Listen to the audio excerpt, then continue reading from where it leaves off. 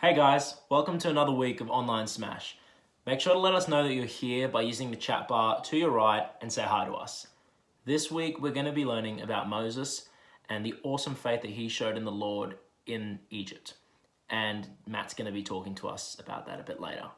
Josh is also going to be bringing us another challenge, and I hear this one's a little bit more tricky this week, so make sure that you're listening really carefully.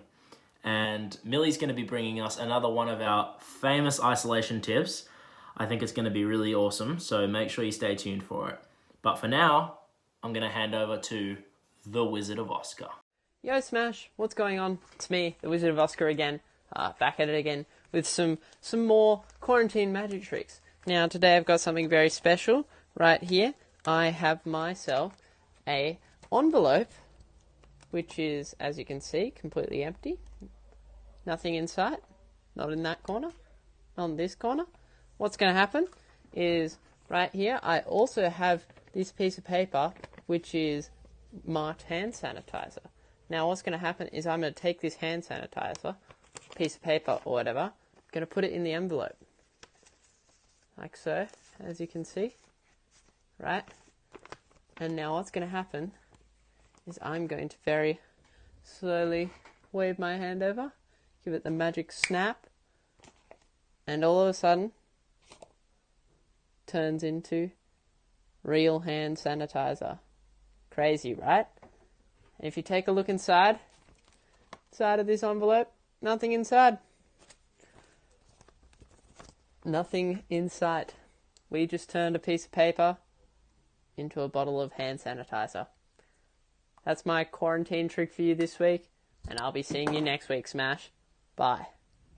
Hey Smash, it's Josh here. Good to be back with you. As you can see, I'm in our old Smash room. It'd be good to be back here, wouldn't it? But that's okay. I'm still loving doing Smash Online with you guys. I'm bringing you today's challenge, and today's challenge is a riddle, just like last week. If you reckon you know it, put it in the chat on the right, or email me at josh@smatswp.org.au. Here's the riddle. Jesus rode into Jerusalem on Sunday, stayed 5 days, and left on Tuesday. How is this possible? Let me say it again. Jesus rode into Jerusalem on Sunday, stayed 5 days, and left on Tuesday. How is this possible? Hit us up on the chat on the right. Hey Smash, the Bible reading today comes from Exodus chapter 14. I'm starting at verse 5 and going to the end of the chapter. When the king of Egypt was told that the people had fled, Pharaoh and his officials changed their minds about them and said, "What have we done? We have let the Israelites go and have lost their services." So he had his chariot made ready and took his army with him. He took 600 of the best chariots along with the other chariots of Egypt, with officers all over them. The Lord hardened the heart of Pharaoh, king of Egypt, so that he pursued the Israelites, who were marching out boldly. The Egyptians, all Pharaoh's horses and chariots, horsemen and troops, pursued the Israelites and overtook them as they camped by the sea near Pi-Hahiroth, opposite Baal-zephon. As Pharaoh approached, the Israelites looked up, and there were the Egyptians, marching after them. They were terrified and cried out to the Lord. They said to Moses, "Was it because there were no graves in Egypt that you brought us to the desert to die? What have you done to us by bringing us out of Egypt? Didn't we say to you in Egypt, 'Leave us alone, let us serve the Egyptians'?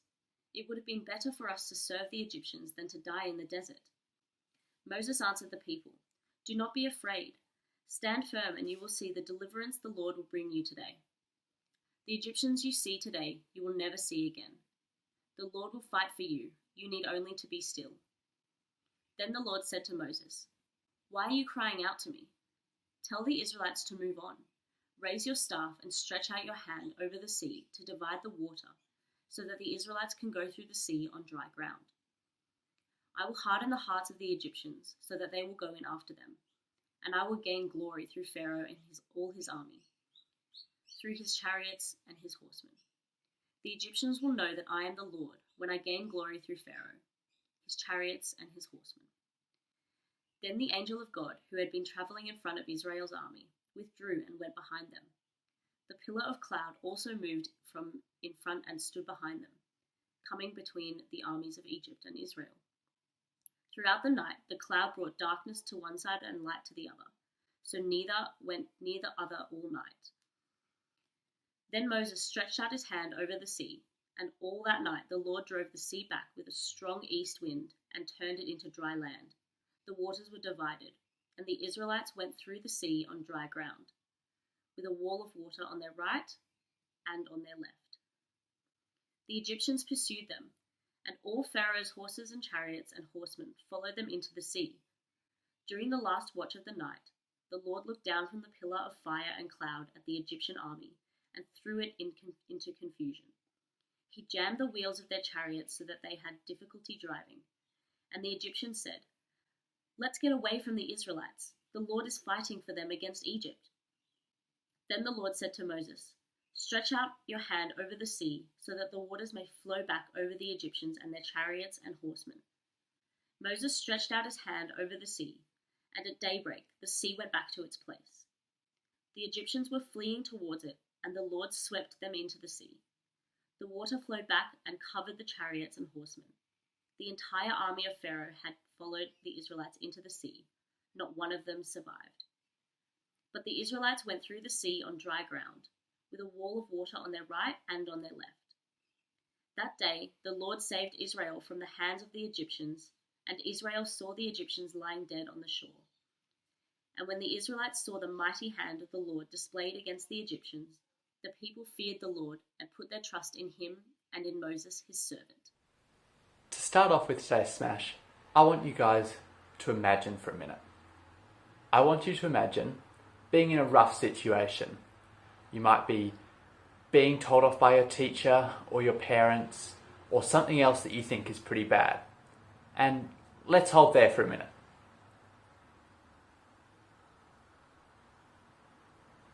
Now I want you to imagine escaping, running away from it. How good does that feel? I mean, I reckon it would be pretty great. But then someone tells you have to go back. Your friends or your siblings are still there and it just keeps getting worse for them. Would you go back? Maybe you might like to throw your answer in the chat on the right of your screen. Alright, now I want you to imagine something that scares you. It might be a bear, or a character from a movie, or something completely different. It doesn't matter what it is. And now I want you to imagine you're trapped. Behind you is the thing that scares you, the bear, the movie character. And the only way out is across a big body of water. You know you won't be able to get away if you start swimming, but you're told that the water will part for you and you'll just be able to walk across. What do you think? Do you think you'd give it a go? Or would you try your luck swimming anyway? You see, today the hero of the faith that we're talking about is a guy named Moses, and he faced some pretty similar situations to what we just went through before. Now, the Bible has a lot to say about Moses. In fact, the second book of the Bible, called Exodus, which is 40 chapters long, is mostly about Moses and some of the things he got up to throughout his life. And to go through all of that in one afternoon would probably be a little bit much. So today we're going to focus on two specific parts of Moses' life that gives us a pretty good idea of what Moses' faith was like. The first part of Moses' life that we're going to look at is something called Passover. Now, I don't know how much you guys know about the story of Moses, but to give you a brief overview, he escaped from Egypt after he killed an Egyptian for beating up one of the Israelites who were slaves in Egypt. Now, after Moses had escaped from Egypt, the Israelites remained slaves for many, many years, until God told Moses to go back to Egypt to rescue the Israelites. And that's where we saw God send the plagues of Egypt to try and convince Pharaoh to listen to Moses. And the plagues of Egypt, they finished with something called Passover. God told Moses that he was going to pass through Egypt and kill the firstborn of every animal in Egypt. But if the Israelites placed the blood of a lamb or a sheep which they had roasted and eaten on the door frames of their houses, God would pass over their houses and their children would be safe. Now, I don't know about you guys, but for me, that sounds like it would take a lot of trust in God to listen to him and to put that blood there and to know that you would be safe.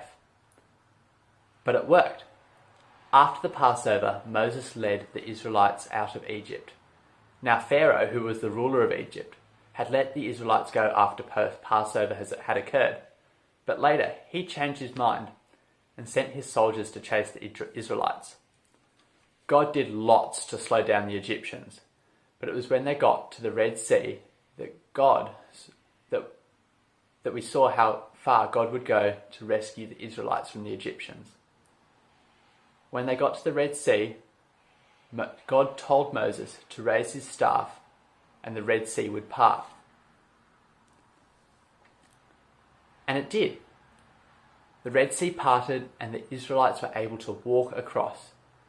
But when the Egyptians tried to follow behind, God brought the water back down on top of them, allowing the Israelites to get away. Again, Moses had trusted that God would keep him and the Israelites safe as they were rescued from Egypt. You see, in both these situations that we've looked at just then, Moses had something that set him apart from a lot of other people back then. Moses had faith. He had faith that God would be able to protect them, and he had faith that God would be able to rescue him and the Israelites from slavery. Now, faith is a word we've used quite a lot this term, whether it's talking about the heroes of the faith or talking about someone like Moses' faith in God. In fact, in the past few minutes alone, I've said faith at least 13 times. But do you know what faith actually means? In its simplest form, faith simply means to have complete trust or confidence in someone or something.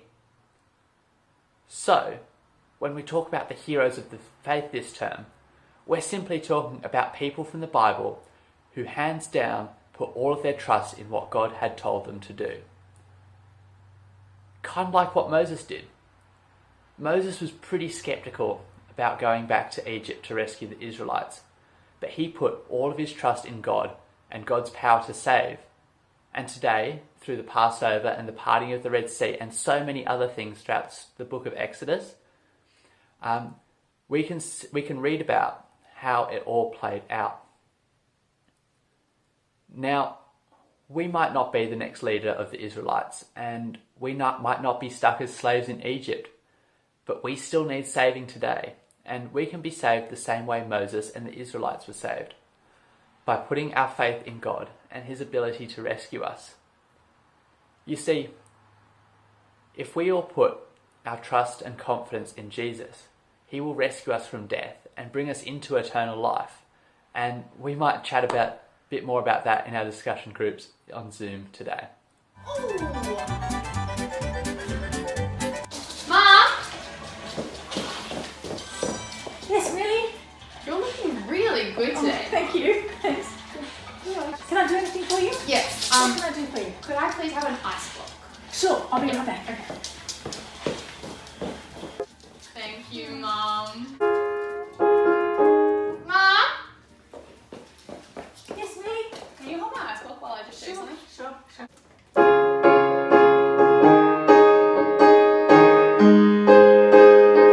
Oh, Millie, that is the best you've ever played it. You're my favourite daughter. You're just the best person I know. Jess? Yes, Millie?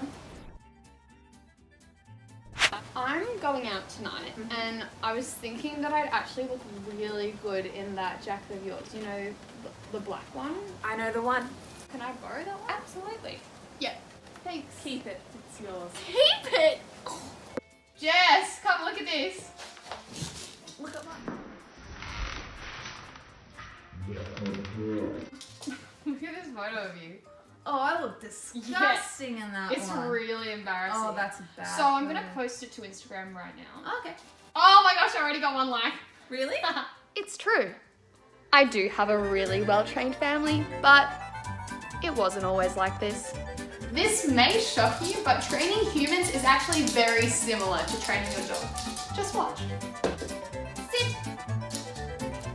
Good. Down. Shake. Treats. They work every time.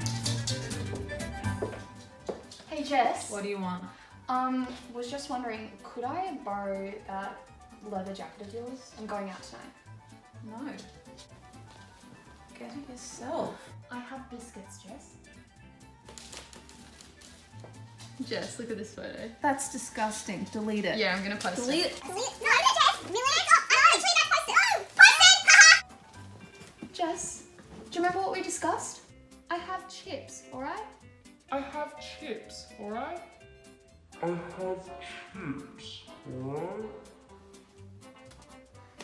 Fine. When training your family members, it is crucial that you choose an incentive and a treat that works for them. For my mum, the best thing that I can use is tea. Hey mum. No, I'm reading. I'm reading. No, Lily, I'm reading. Lily, just read. Mum, look. Oh, can I do anything for you? Yes, actually you can. I would love an ice block. I'll hold it. Quick. Ice block. Alright. I'm on it. Thanks, Mum! Thanks for watching, everyone. This was the isolation tip for this week. Just 2 important things to remember. First of all, no family members were harmed in the filming of this tip. And second, results may vary. Alright guys, that concludes our Smash video for the week.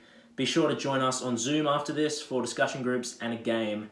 The link will be in the chat bar to your right, and we hope to... Are you sure? Okay. I'll tell them. I'm receiving immediate word on who won the Smash jar for the number of Easter eggs in it from weeks ago. Yeah, the correct answer for the amount of Easter eggs in this jar right here, if you remember, was 238. And one of you guessed closest to this number, and I'm receiving word on who that is. Okay, yeah, I'll tell them. The winner of MasterChef Australia... Oh, no, that's not right. Sorry. The winner of the Smash jar is Lucas. Lucas, congratulations, mate. We will send this jar to your house for you so you can enjoy all those Easter eggs. Maybe you'll share them with your friends. But for now, we're going to go and join in on Zoom, okay, guys? So we'll see you there.